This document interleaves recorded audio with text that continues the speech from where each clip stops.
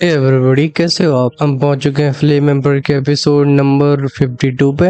और इसमें क्या होने वाला है, इसमें होने वाली पिछले वाले एपिसोड की आगे की स्टोरी कंटिन्यू। अगर आपने पिछले एपिसोड को देखा है तो आप समझ ही गए होंगे कि मैं किसकी बात कर रहा हूँ। चलो समय को बर्बाद न करते हुए कर लेते हैं पिछले एपिसोड का रिकैप। क्या कह रहे हो, थोड़ा तो बता दो। वेल बेसिकली हम इस एपिसोड में गोल्डन ड्रैगन के पास्ट के बारे में जानने वाले हैं और फिर बात होगी उस कॉफिन के अंदर के ट्रेजर की, और हम लास्ट की चीज को छोड़ देते हैं सरप्राइज के रूप में। चलो अब करते हैं पिछले एपिसोड की बात। पिछले पार्ट की शुरुआत में जियान अपनी निर्वाण लोटस को उस ड्रैगन सोल के ऊपर छोड़ देता है। उसे लग रहा था कि उसके निर्वाण लोटस की वजह से ये ड्रैगन सोल पूरी तरीके से तबाह हो जाएगी, लेकिन असल में ऐसा होता नहीं है क्योंकि जियान का लोटस अटैक और सोल के ऊपर से गुजर जाता है। लेकिन इससे पहले वो ड्रैगन सोल ज्यादा खुशी मना पाता, जियान फाइनली इस्तेमाल करता है अपनी मेंटल स्ट्रेंथ का। उसने एक डिवाइन एक्सेप्शन को नई इमोर्टल सोर्ड पे यूज किया था, जिससे इमोर्टल सोर्ड की पावर कई गुना बढ़ जाती है। फिर किस तरीके से ड्रैगन सोल की बैंड बजाई गई थी उसे जानने के लिए आपको देखना पड़ेगा पिछला एपिसोड, जब वो ड्रैगन सोल अवतार बिल्कुल खत्म होने की कगार पे आ गया था। जियान उसे दो ऑप्शन देता है। पहला विकल्प होता है तबाह होना और दूसरे विकल्प के हिसाब से उसे जियान की सोर्ड की सोर्ड स्प्रेड बनना होगा। जैसा कि कहा जाता है कि जान है तो जहान है, न चाहते हुए भी सोल अवतार जियान की हैवी जॉन की सोर्ड स्प्रेड बनता है। उस ड्रैगन सोल अवतार के लाल रंग के क्लस्टर को अपनी हैवी जॉन से फ्यूज कर देता है। अब हैवी जॉन रूलर और उस सोल अवतार के बीच में ऐसा कनेक्शन बन गया होता है जिससे चाह के भी ड्रैगन सोल छुटकारा नहीं पा सकती। फाइनली बारी आती है इस जगह से बाहर जाने की। लेकिन जब जियान ड्रैगन सोल उसके बारे में पूछता है, वो ड्रैगन सोल अवतार वो जियान से कहता है जिस तरीके से मैं इस रेल में कैद रहा हूँ अब तुम्हें भी यहीं पे रहना होगा। ये सुन के जियान का एक्सप्रेशन कोल्ड हो गया था।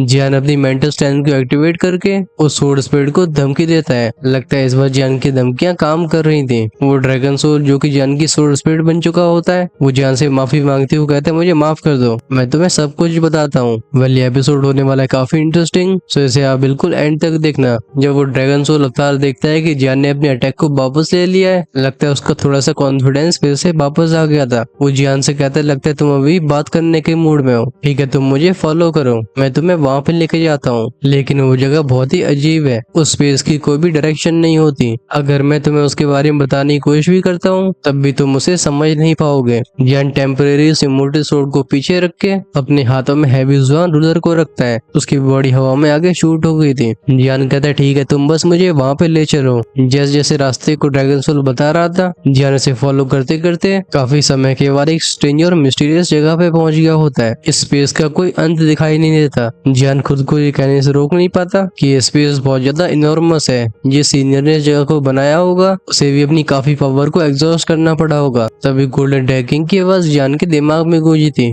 वो कहते हैं ऑफ कोर्स एक इमोर्टल लेवल के पावर हाउस के पास एक छोटे से वर्ल्ड को बनाने की पावर होती है। हम इस समय जिस रेलम के अंदर मौजूद है वो तुम्हारे दुखी कॉन्टिनेंट के 10वें हिस्से जितना बड़ा है। जिन लोगों की बात को सुन के जियान काफी एक्साइटेड दिखाई दे रहा था। जब से वो सीक्रेट रेलम के अंदर आया था, गोल्डन ड्रैगन काफी अजीब वेव कर रहे थे। ऐसा लगता है कोई मिस्टीरियस चीज उन्हें पुकार रही हो। अब क्योंकि जिन लोग दोबारा से जियान से बात करने लगे हैं तो जियान को ऐसा लग रहा था कि जिन लोगों ने अपने मामले को निपटा लिया है। जियान मनी मन में पूछता है मास्टर आप इस ड्रैगन सोल के बारे में क्या सोचते हो। गोल्डन ड्रैगन हंस के बोलते हैं हाँ ये ड्रैगन सोल तुम्हारा काफी अच्छा एलाई बनने वाला है। भले ये शुरुआत में तुम्हारी सारी बातों को ना मान रहा हो, लेकिन जैसे एक बार तुम्हारे सामने सबमिट कर देता है ये भविष्य में तुम्हारे बहुत काम आएगा। जियान जानता था कि इस ड्रैगन सोल के पास खतरनाक लेवल की स्ट्रेंथ मौजूद है। अगर उसके मास्टर ने पहले से उसे कोई चीजें सिखाई नहीं होती तो इस ड्रैगन सोल को अपने रूलर में कैद करने में जियान को काफी परेशानी होने वाली थी। अच्छी बात है गोल्डन ड्रैगन द्वारा सिखाई हुई टेक्निक के इस्तेमाल करके जियान इस ड्रैगन सोल को अपनी हैवी जॉन रूलर में सील कर पाया है। इस समय क्योंकि ड्रैगन सोल एंशिएंट रूलर का हिस्सा बन चुकी है, इस समय जियान की हैवी जॉन रूलर की पावर 4 स्टार दोदी के बराबर पहुंच चुकी है। ऐसे अनएक्सपेक्टेड बेनिफिट की वजह से जियान भी अपने आप को स्माइल करने से रोक नहीं पाता। हाउएवर जियान ये भी सेंस कर पा रहा था कि उसके मास्टर गोल्डन ड्रैगन ने इस सीक्रेट रेलम के अंदर कुछ प्रोफाउंड सेंस कर लिया है, क्योंकि इस समय जिल्लों की सोल बॉडी से बाहर आने वाली स्पिरिचुअल स्ट्रेंथ की वेव्स काफी इंटेंस होती है। इन्हें जियान भी सेंस कर पाता है। जियान क्यूरियोसिटी के साथ पूछता है मास्टर क्या बात है। गोल्डन ड्रैगन हंस के बोलते हैं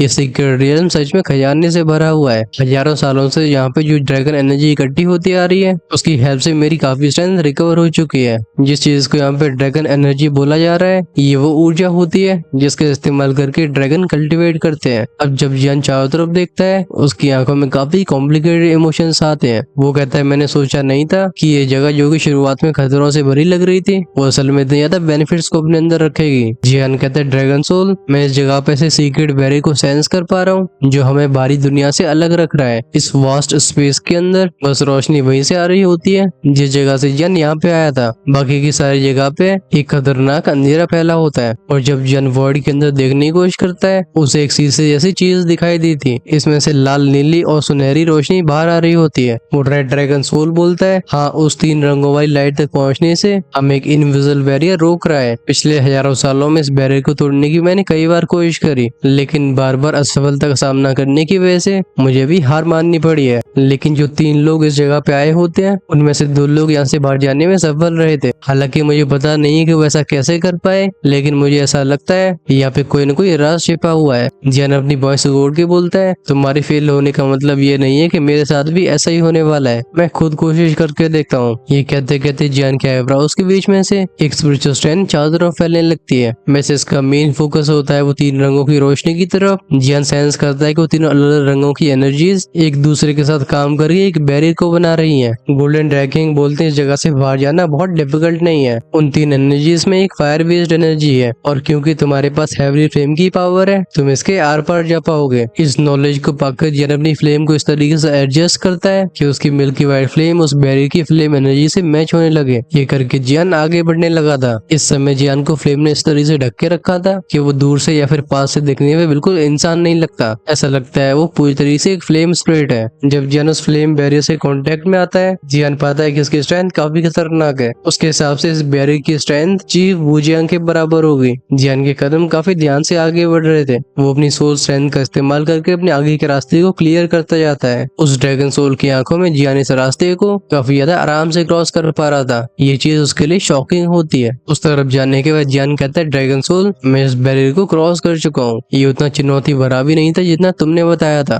क्या अब तुम हम दोनों के बीच में डिफरेंस को सेंस कर पा रहे हो? जिन चीजों को तुम अकम्प्लिश नहीं कर सकते मेरे पास उससे बियॉन्ड जाने की एबिलिटी है। वो ड्रैगन सोल एक इरिटेशन से भरी आवाज में कहता है, ठीक है, तुम्हें इतना घमंड दिखाने की जरूरत नहीं है। यहाँ पे तुम्हारा बस किस्मत ने साथ दे दिया है। अभी जियान के चेहरे पे डिस्डेनफुल स्माइल आ गई थी। वो कहता है, चाहे मेरा लक ने साथ दिया हो या फिर नहीं, लेकिन मैं सफल रहा हूँ और तुम असफल। ये कहने के बाद जियान उस ड्रैगन सोल को बिना कुछ और बोलने का मौका देते हुए अपनी हैवी जोन रूलर के अंदर सील करने लगता है। जियान कहता है, चुपचाप से अंदर रहो, जब मुझे जरूरत होगी तब तुम्हें बाहर समन करूंगा। आगे बढ़ता हुआ जियान खुद से बड़बड़ाते हुए बोलता है, आखिर मैं कितना आगे आ चुका हूँ, मैं अभी यूरू और म्यूफंग की ऑरे को सेंस नहीं कर पा रहा हूँ। ये कहने के बाद जियान एक रे ऑफ लाइट में बदल गया था। मीटियोर की तरह आगे बढ़ रही जियान के शरीर में से बहुत ही इंटेंस हीट रेडिएट हो रही होती है। जो भी घोसली शैडोज उसके करीब आने की कोशिश करती थी हमने चीख के पीछे जाते हुए देखते हैं। जहाँ जहाँ से जियान गुजर रहा होता है पीछे कांपते हुए घोसली क्रीचर्स रह जाते हैं। वो याद करता है उस समय को जब उसने कॉफिन को खोलने की कोशिश करी थी।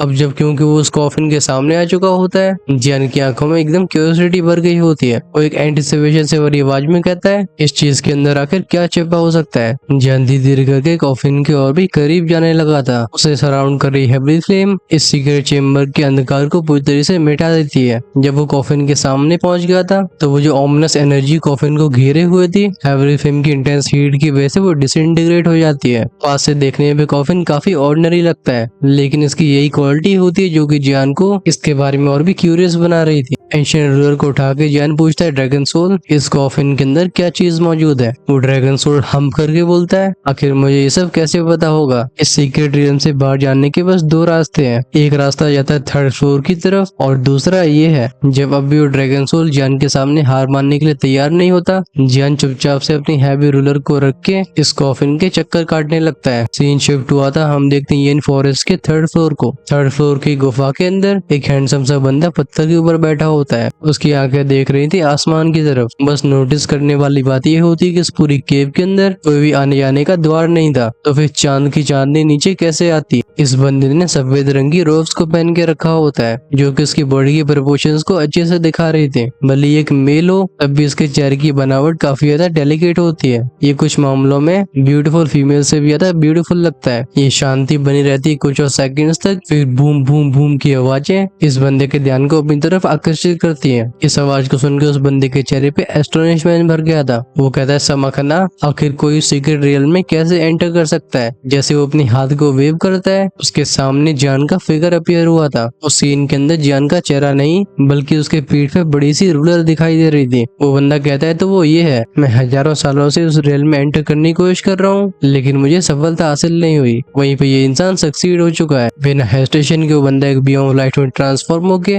जियान की तरफ शूट हो गया था। सीन वापस जियान की तरफ लौटा था। भले ये कब्र जियान से बस एक हाथ की दूरी पे हो, वो तब भी जियान से छूने से हेजिटेट कर रहा होता है। इस चीज की सिंप्लिसिटी जियान को काफी ज्यादा डिस्टर्ब कर रही थी। जियान के चेहरे पे से हिचकिचाहट को देख के गोल्डन ड्रैगन कहते हैं, कोई बात नहीं, तुम आगे बढ़ो, जब तक मैं हूँ तुम्हें कुछ नहीं हो सकता है। जिल्लों की दिलासे से भरी बात को सुन के जियान नोड करके आगे बढ़ता है। जिस पल जियान के हाथ और उस कॉफिन के बीच में संपर्क हुआ था, जियान को एक आइसी सेंसेशन फील होती है। भले उसे हेवली फ्लेम क्यों न प्रोटेक्ट कर रही हो, तभी कोल्ड सेंसेशन जियान के रोंगटे खड़े कर देती है। वो अपनी हिम्मत को इकट्ठा करके इस कब्र के खोल को खिसका देता है। जैसे लेफ्ट साइड में हुई थी बूम की आवाज के साथ उस कॉफिन के अंदर से एक टेरिफाइंग फोर्स बाहर आई थी। एक आ वाली आवाज के साथ जियान चीख के पीछे चला गया था। उस कॉफिन के अंदर से जो डार्क एनर्जीज बाहर आई होती है वो उसके शरीर में घुसने की कोशिश कर रही थी। जियान अपनी खोपड़ी को पकड़ के तेजी से चीखने लगता है। उसकी आवाजें पूरे सीक्रेट चेम्बर में गूंज रही थी। जियान को जमीन में पड़े से तिलमिलाती हुए देख गोल्डन ड्रैगन का एक्सप्रेशन भी सीरियस हो जाता है। कॉफिन से बाहर आई वो मिस्टीरियस पावर अभी भी जियान को एनवेलप करने की कोशिश कर रही होती है। भले जियान कई सोल बैरियर्स को अपनी ओर बना रहा हो, तभी वो इस फोर्स को रेस्ट नहीं कर पा रहा था। लगता है फोर्स सोल पावर से बनी है, लेकिन इसमें एक सिनिस्टर क्वालिटी होती है। इससे पहले इन ब्लैक औरों की वजह से जियान पागल हो पाता,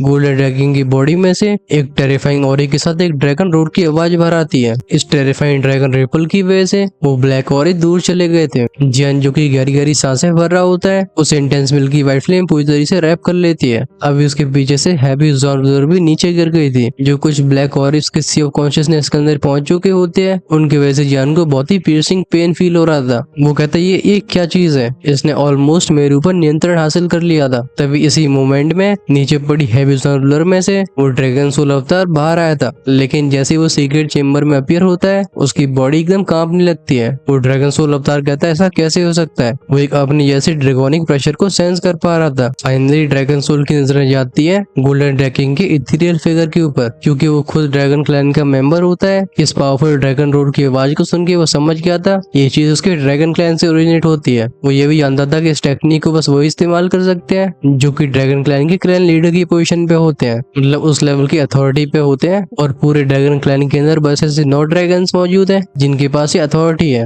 वो ड्रैगन सोल अवतार हैवी ज़ॉर्बर से दूर जाके जमीन पे काउटाओ करने लगता है। वो फिर घुटने टेक के बोलता है, मैं लोंगी गोल्डन ड्रैगन किंग को रिस्पेक्ट ऑफर करता हूँ। इस ड्रैगन सोल को देख के गोल्डन ड्रैगन किंग हंस के बोलते, हाँ तो तुमने मुझे पहचान लिया, ठीक है खड़े हो जाओ। वो ड्रैगन सोल अवतार जो कि अपना नाम लोंगी बता रहा था, हम उसे हड़बड़ा के पीछे जाते हुए देखते हैं। वो डिसबिलीव भरी आंखों को लेके गोल्डन ड्रैगन के फिगर को देख के बोलता है, पेट्रियार्क क्या सच में ये आप हो। वो जिल्लोंग के इल्यूजरी फिगर को देख के कई चीजों को समझ जाता है। गोल्डन ड्रैगन एक कैजुअल आवाज में बोलते हैं, 10,000 साल पहले मेरी हार हो गई थी। लोंगी एकदम जोश से भरी आवाज में कहता है, पहले चाहे कुछ भी हुआ हो, हमारा ड्रैगन क्लैन आपके ऊपर हमेशा प्राउड फील करता है। पेट्रियार्क प्लीज अब वापस लौट आओ। गोल्डन ड्रैगन किंग एक काम आवाज में कहते हैं, मेरा भी लौटने का समय नहीं आया और जो तुम्हारे सामने नौजवान है उसे मैंने चुना है। गोल्डन ड्रैगन किंग की इस बात को सुन के लोंगी के अंदर जो भी विद्रोह से भरे विचार आ रहे होते हैं वो तुरंत ही मिट जाते हैं। अब जब वो जियान को देखता है उसकी आंखों में एक नई रिस्पेक्ट होती है।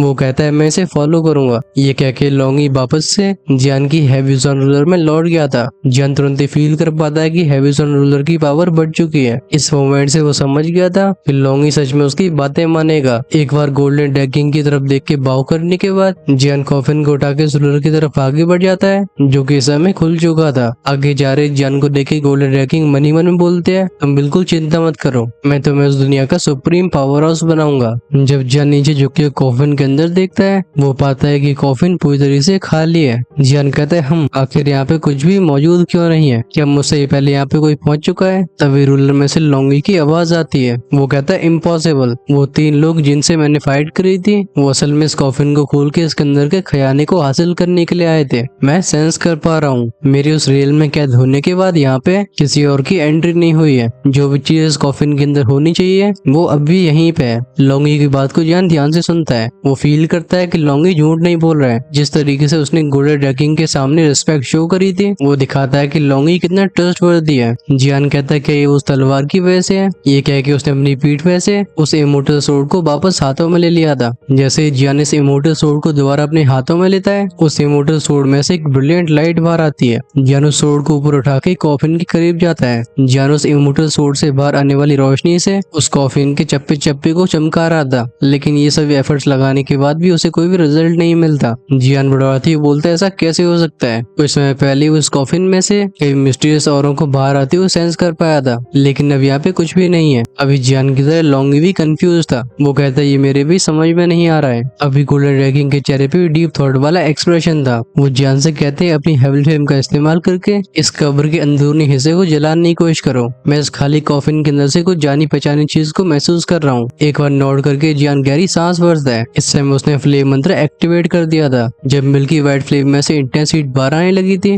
वो इस एनर्जी को इस कॉफिन की तरफ रीडायरेक्ट कर देता है। अभी लॉन्गी जियान के एक्शंस को ध्यान से देख रहा था। वो मन ही मन में बोलता है आखिर इस इंसान के पास ऐसा क्या खास है कि हमारे पेट्रियार्क ने इसे चुना है। अभी जियान का फोकस पूरी तरीके से कॉफिन के ऊपर था। वो एनर्जी को बहुत ही ध्यान से डायरेक्ट कर रहा होता है। जिस मोमेंट पे जियान की फ्लेम उस कॉफिन के कांटेक्ट में आई थी जियान को ऐसा लगता है जैसे कॉफिन खुश हो गया हो। इसका एहसास करके जियान अपनी फ्लेम्स को और भी इंटेंसिफाई कर देता है। काफी जल्दी सीक्रेट चेम्बर का तापमान भी इतना उठ जाता है कि हवा भी जलने के साइंस को शो करने लगती है। बूम बूम की आवाज के साथ कई पत्थर फूटने लगे थे, लेकिन जियान सरप्राइज तब होता है जब वो पाता है कि उसकी फ्लेम ने कॉफिन का रत्ती पर नुकसान नहीं किया है। जियान की हेवली फ्लेम कोई ऑर्डिनरी फ्लेम नहीं होती। इसमें 22 तरह की हेवली फ्लेम्स मिली होती हैं। इस वजह से इतनी इंटेंस पावर को इस्तेमाल करने के बाद जियान को ऐसा लग रहा था कि अगर एक कॉफिन फट नहीं जाता तो कम से कम ये क्रैक तो हो ही जाएगा। जियान कहता है सच में काफी स्ट्रेंज है। ऊपर फ्लोट कर रहे गोल्डन ड्रैगन लगातार उस कॉफिन को देख रहे होते हैं। वो कहते हैं अपनी स्ट्रेंथ को और बढ़ाओ, इसमें से कोई चीज अपने आप को रिवील करने वाली है। बिना हेजिटेशन के जियान अपनी सारी फ्लेम पावर को उस कॉफिन में झोंक देता है। इस सीक्रेट चेम्बर का टेम्परेचर एकदम ड्रास्टिक तरीके से राइज होने लगा था। धीरे धीरे वो पत्थर सा दिखने वाला कॉफिन अपने रंग को जेड में बदलने लगता है। इस सीक्रेट चेम्बर में 3 बूम बूम की आवाजें गूंजी थी। जियान के देखते देखते ये कॉफिन पूरी तरह से जेड व्हाइट हो जाता है। इस ट्रांसपेरेंट जेड व्हाइट कॉफिन के अंदर से एक हल्की सी नीली रोशनी उठ रही थी। जब गोल्डन ड्रैगन किंग इस कॉफिन के अंदर इस इथेरियल ग्लो को देखते हैं अचानक से उनका चेहरा सरप्राइज से भर जाता है। वो कहते हैं ये सोल सीड है। अभी जियान की आंखें भी उस ब्लू लाइट के ऊपर फिक्स होती हैं। वो कहता है एक सोल सीड। बिना उस रोशनी के ऊपर से नजरों को हटाए गोल्डन ड्रैगन जियान को एक्सप्लेन करते हैं हाँ सोल सीड। एक सोल सीड होली फ्लेम के एसेंस का एक फ्रेगमेंट होता है। ये कह सकते हो कि सोल सीड होली फ्लेम के सोल के एक हिस्से को अपने साथ रखता है। जियान अपनी सोल पावर को ब्लू लाइट के अंदर ले जाता है। जिस मोमेंट में उसकी कॉन्शियसनेस उस लाइट के कांटेक्ट में आती है अचानक से जियान की बॉडी ट्रेम्बल हो जाती है। उसने इंस्टिंक्टिवली अपने कदमों को पीछे ले लिया था। इस डेलिकेट से दिखने वाली लाइट से अभी जियान की हेवली फ्लेम भी ट्रेम्बल हो रही होती है। जियान के रिएक्शन को लेकर गोल्डन ड्रैगन बताते हैं कोई भी होली फ्लेम सोल सीड को तभी सेपरेट करती है जब वो डेंजर में होती है। ये एक तरीके का सेफ गार्ड होता है क्योंकि इस तरीके से होली फ्लेम का फ्लेम एसेंस एक तरीके से जीता रहता है और अगर इसके ऊपर कोई भी खतरा आता है तो ये अपनी होली फ्लेम वाली पावर को एक बार अनलीश कर सकता है। इस जानकारी को सोचने के बाद जियान को एहसास हुआ था कि सोल सीड बहुत ही खतरनाक लेवल का ट्रेजर है। वो कहते हैं आखिर ऐसा ट्रेजर यहाँ पे क्यों छुपाया गया। गोल्डन ड्रैगन बोलते हैं इसके बारे में किसी को नहीं पता, लेकिन एक बात तो बिल्कुल सर्टेन है जो सोल सीड तुम्हारे हाथों में लग गया है ये तुम्हारी आगे की जर्नी में बहुत ही क्रूशियल रोल अदा करेगा। गोल्डन ड्रैगन जियान से बोलते हैं इसे अपने पास रखो, जब तुम भविष्य में होली फ्लेम का सामना कर रहे होगे ये सोल सीड तुम्हारे बहुत काम आएगा, लेकिन तुम्हें सतर्क भी रहना होगा। ये सोल सीड बिल्कुल सिंपल पावर नहीं है, ये एक बहुत ही भारी जिम्मेदारी है। ये सुन के जियान सीरियस एक्सप्रेशन के साथ नोट करता है। वो अपने हाथ को आगे बढ़ा के सोल सीड को छू लेता है। जिस मोमेंट में दोनों के बीच में कांटेक्ट होता है एक बहुत ही पावरफुल फोर्स जियान की बॉडी में फ्लो होने लगती है। ये सोल सीड उसकी बॉडी में अब्सॉर्ब होने लगा था। जब ये ब्लू लाइट उसकी बॉडी मिल रही होती है जियान कहता है ये मेरी सोल पावर को अब्सॉर्ब कर रहा है, लेकिन इससे पहले जियान रिएक्ट कर पाता वो अपने होशों आवाज को गवाने लगा था। जियान को ऐसा लगता है जैसे वो आग के समुद्र में तैर रहा हो और इस सोल सीड अपने आप ही उसके शरीर में मर्ज हो रहा है। जियान के साथ हो रहे सीन को देख के गोल्डन ड्रैगन के चेहरे पे भी काफी कॉम्प्लेक्स एक्सप्रेशन आ गए होते हैं। वो कहते हैं शाओयान से ये तो बस शुरुआत है, तुम्हारा आगे का रास्ता बिल्कुल आसान नहीं होगा। शायद तुम ही वो हो जो इन फ्लेम्स की किस्मत को बदल सकता है। इस समय जियान की कॉन्शियसनेस भी एक तरीके से फेड होने लगी थी। वो अपनी सोल को इस सोल सीड के एसेंस से मिलते हुए सेंस करता है। जियान को लगता है जैसे ये चीज उसे अंदर से ट्रांसफॉर्म कर रही हो। बस इस समय जियान को ये बिल्कुल पता नहीं होता कि ये चीज उसके फ्यूचर पे कितना बड़ा इम्पैक्ट डालने वाली है, और न ही उसे पता होता उन मिस्ट्रीज के बारे में जो इस चेम्बर के बाहर उसका इंतजार कर रही है। अब क्योंकि जियान को अनजान खतरों के बारे में मालूम नहीं होता, इंस्टिंक्टिवली उसकी सोल पावर इस सोल सीड के ऊपर हमला करती है। जियान की स्पिरिचुअल स्ट्रेंथ पहले काफी हाई हो चुकी थी। इस वजह से जैसे ही दोनों एक दूसरे टकराते हैं, सोल सीड की ब्लू लाइट एक पल के लिए शांत हो जाती है। बट अचानक से ऐसा लगता है ऐसे एक रास्ता मिल गया हो। ये सीधा जियान की सी ऑफ कॉन्शियसनेस की तरफ आगे बढ़ने लगा था। पलक झपकते ही अपने आप को जियान की सी ऑफ कॉन्शियसनेस में जाके स्टेबलाइज कर लेता है। जैसे ही सोल सीड की ब्लू लाइट उसके निवान पैलेस में जाके ठहरी थी, भले ही उसका शरीर महसूस ना कर पा रहा हो, लेकिन उसे अंदर से एक बहुत ही खतरनाक लेवल की गर्मी महसूस होती है। जियान कहता है होली फ्लेम। जब से जियान 2D कॉन्टिनेंट में पहुंचा था, उससे मालूम पड़ता है उसके शाओक लाइन को लेके इस दुनिया में जानकारियां बहुत कम मौजूद है, और अगर जियान उन राजों को जानना चाहता है तो उसे पावरफुल बनना होगा, और उसका पावरफुल बनने का सबसे अच्छा रास्ता है होली फ्लेम्स को डिवावर करना, क्योंकि जब तक उसका फ्लेम मंत्र होली फ्लेम्स को डिवावर नहीं करता है तब तक वो इवॉल्व नहीं होगा। ये जियान के पावरफुल बनने का एक डायरेक्ट शॉर्टकट होता है। बस बात ऐसी थी कि होली फ्लेम कोई आर्ल को भी नहीं है। होली फ्लेम को हासिल करने के लिए जियान को बहुत सारे खतरों का सामना करना पड़ेगा। इस वजह से जब अपने दिमाग के अंदर से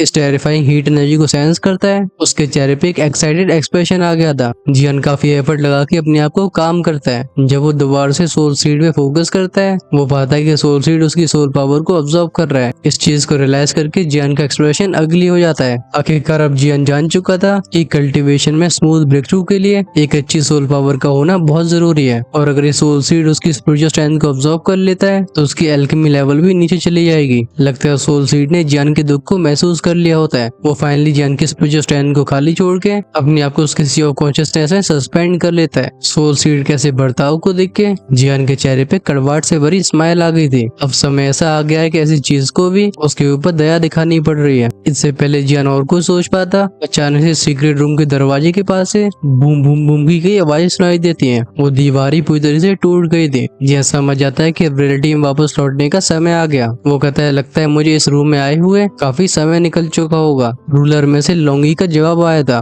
वो कहता है हमें मिले बस आधा दिन निकला है। उस सीक्रेट रियल्म के अंदर समय धीरे चलता है। सीक्रेट रियल्म के अंदर का एक दिन बाहर का 1 घंटे के बराबर होता है। जियान कहता है चलो बाहर चल कर देखा जाए, कहीं मीफंग और यूरू किसी खतरे में न फंस गए हूँ, और हाँ मैं इन ट्रायल्स के बारे में तो भूल ही गया हूँ। ये कह के जियान ने इमोर्टल सोर्ड को वापस से अपनी स्टोरेज में रख लिया था। भले इमोर्टल सोर्ड डैमेज लग रही हो, तब इस दुख की वर्ल्ड में से हथियार काफी कम मिलेंगे। इस वजह से इस चीज को छिपा के रखना ही जियान के लिए अच्छा होगा। अभी तक जियान रियलाइज नहीं कर पाया था कि जब से वो सीक्रेट रियल्म से बाहर आया है तब से उसकी एंशिएंट रूलर और भी पावरफुल हो चुकी है। जब जियान सीक्रेट चेम्बर से बाहर आ रहा होता है, उस समय मीफंग और यूरू जियान की तलाश में इस गुफा की और भी गहराइयों में जा रहे थे, क्योंकि पूरी गुफा भूल भुलैया की तरह होती है। मीफंग को जियान को ट्रैक करने में काफी परेशानी हो रही थी। मीफंग दांती मीस के बोलता है डैम इट, आखिर इस केव के अंदर इतने सारे रास्ते क्यों हैं? जियान का ऑरा क्लियरली यहाँ पे मौजूद है, लेकिन फिर हम उसे ढूंढ क्यों नहीं पा रहे? यूरू कुछ कदम पीछे लेने के बाद बोलती है ठीक है चलो हम वापस लौटते हैं। हो सकता है कि जियान भी वापस लौट आया हो। अभी मीफंग कुछ कहना चाहता था, लेकिन वो अंत में जाके यूरू की बात मान लेता है। आगे चल रहे यूरू को देख के मीफंग बोलता है भले मैं न जानता हूँ कि तुम दोनों के बीच में क्या रिलेशनशिप है, तब ये चीज एक ही बार में देखने से क्लियर हो जाती है कि तुम उसमें काफी इंटरेस्टेड हो। फिर भी अब तक जो मैं सेंस कर पाया हूँ उसके हिसाब से मुझे कहना पड़ेगा कि जियान बहुत स्ट्रॉन्ग है।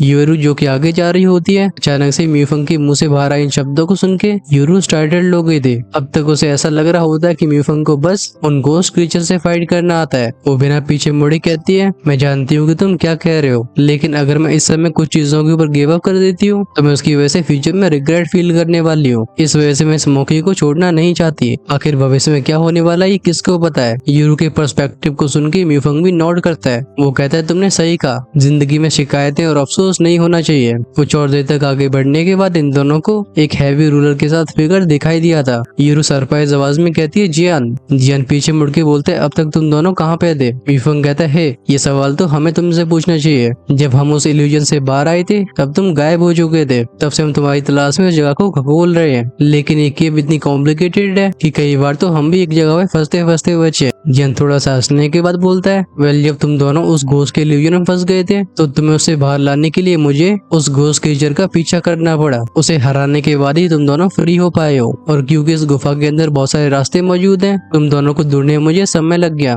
मीफंग कहता है गुफा सच में बहुत भूतिया है, चलो जल्दी से यहाँ से बाहर चला जाए। जब तीनों आगे बढ़ने वाले थे तभी यूरू के हाथों से उसका टोकन नीचे गिर जाता है। जब उसकी नजरें जाती है अपने टोकन के ऊपर, वो कहती है टोकन के नंबर्स के साथ ये क्या हो रहा है। अब तक यूरू के टोकन का नंबर सीधा 300 पहुंच चुका था। इस चीज को नोटिस करके जियान और मीफंग भी अपने टोकन को बाहर निकाल लेते हैं। इन दोनों के मुंह से हाँ की आवाज बाहर आई थी। अपने अपने टोकन के ऊपर नंबर्स को इस तरीके से बदलते हुए देख दोनों ही चौंक गए होते हैं। मीफंग के टोकन के ऊपर लिखा था 310। वहीं पे जियान के हाथ में जो टोकन होता है उस पर 400 पॉइंट्स दिखाई दे रहे थे। मीफंग कहता है ये क्या हो रहा है। उसने अब तक अपने टोकन में इस तरीके का बदलाव पाया नहीं था। कुछ सोच के जियान कहता है मुझे लगता है हमने अब तक जिन शैडो क्रीचर से फाइट करी है ये उनका रिवॉर्ड है। ट्रायल्स के रूल्स के हिसाब से हमें पॉइंट्स को कमाने के लिए अब मटेरियल्स को इकट्ठा करना पड़ेगा या इन घोस्ट क्रीचर्स को किल करना पड़ेगा। हालांकि मीफंग और यूरू पूरी चीज को समझ नहीं पा रहे थे, लेकिन जियान की बात से वो भी एग्री करते हैं। लेकिन जब इनकी नजर जाती है जियान के 400 पॉइंट्स के ऊपर, ये दोनों जियान को घूरने लगे थे।